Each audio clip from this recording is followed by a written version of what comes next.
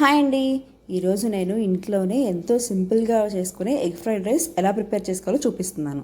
అది కూడా street style egg fried rice. దీనికోసం స్టవ్ మీద ప్యాన్ పెట్టుకొని ప్యాన్ కొంచెం వేడెక్కిన తర్వాత ఇందులో ఒక 4 to 5 టేబుల్ స్పూన్స్ వరకు ఆయిల్ యాడ్ చేసుకుంటున్నానండి. ఆయిల్ అనేది బాగా వేడెక్కిన తర్వాత దీంట్లో ఒక 4 ఎగ్స్ని యాడ్ చేసుకుంటున్నాను. ఎగ్స్ యాడ్ చేసుకున్న తర్వాత వెంటనే కదిపేయకూడదండి. ఎగ్ అనేది హాఫ్ బాయిల్ అయిన తర్వాత అప్పుడు మనం గరిటతో కదుపుకోవాలి. అప్పుడే మనకి ఎగ్ పీసెస్ అనేవి బుర్జీలా కాకుండా కొంచెం పీసెస్ లాగా ఉంటుంది. ఎగ్ ఉడికిన తర్వాత ఇలా స్క్రాంబుల్ చేసుకోవాలండి.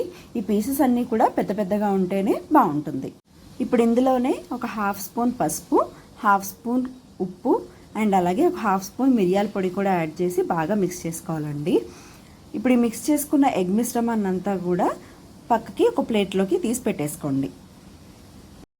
ఇప్పుడు అదే ప్యాన్లో కొద్దిగా ఆయిల్ యాడ్ చేసుకొని ఈ ఆయిల్ కొంచెం వేడెక్కిన తర్వాత ఒక 3 నుంచి 4 వెల్లుల్లిపాయలు చిన్న ముక్కల కింద తరిగి ఇందులో యాడ్ చేసుకుంటున్నానండి. దీంతోపాటు కొద్దిగా కరివేపాకు అండ్ అలాగే ఒక 3 నుంచి 4 పచ్చిమిర్చిని చిన్న ముక్కల కింద కట్ చేసుకొని ఇందులో యాడ్ చేసుకుంటున్నాను. ఇవన్నీ కూడా బాగా ఫ్రై అవ్వాలండి. ఇప్పుడు నేను ఇక్కడ ఒక 2 ఉల్లికాడలను తీసుకొని చిన్న ముక్కల కింద తరిగి ఇందులో యాడ్ చేసుకుంటున్నాను. మీరు ఉల్లిపాయ అన్నా వేసుకోవచ్చు, ప్రాబ్లం ఏమీ లేదు. ఇప్పుడు ఉల్లికాడలను కూడా ఇందులో బాగా ఫ్రై చేసుకోవాలండి. చిన్నగా ముక్కలు చేసి పెట్టుకున్న ఒక క్యారెట్ని కూడా ఇందులో యాడ్ చేసుకోవాలి. క్యారెట్ కూడా యాడ్ చేసుకున్న తర్వాత దీంట్లోనే ఒక కప్ ఆఫ్ క్యాబేజ్ని చిన్న ముక్కల కింద కట్ చేసుకొని ఇందులో యాడ్ చేసుకోవాలండి. ఇవన్నీ కూడా బాగా సార్ట్ చేసుకోవాలి. ఈ వెజిటేబుల్స్ అన్నీ కంప్లీట్గా కుక్ అవ్వాల్సిన అవసరం ఏమీ లేదండి. ఒక 2 మినిట్స్ పాటు సార్ట్ చేసుకుంటే హై ఫ్లేమ్లో సరిపోతుంది. ఇప్పుడు ఇందులో మనం ముందుగా ఉడికించి పెట్టుకున్న రైస్ని యాడ్ చేసుకోవాలండి. నేను ఫ్రైడ్ రైస్ కోసం అని రైస్ వండాను కాబట్టి రైస్లో కొంచెం సాల్ట్ అనేది వేసి రైస్ని కుక్ చేసుకున్నాను. మీరు దీన్ని లెఫ్ట్ ఓవర్ రైస్తోనైనా ప్రిపేర్ చేసుకోవచ్చండి. సో రైస్ని ఇలా యాడ్ చేసిన తర్వాత హై ఫ్లేమ్లోనే మొత్తం టాస్ చేసుకోవాలి. ఇందులో మనం ఇప్పుడు 1.5 స్పూన్ వరకు కారం యాడ్ చేసుకోవాలండి. కారం ఇష్టం లేని వాళ్ళు స్కిప్ చేయొచ్చు. నేనైతే మా ఇంట్లో కొంచెం స్పైసీగా తింటారు కాబట్టి కారం యాడ్ చేశాను. దీంట్లోనే 1 స్పూన్ వరకు ఉప్పు యాడ్ చేసుకొని ఇప్పుడు ఇదంతా కూడా బాగా కలుపుకోవాలి.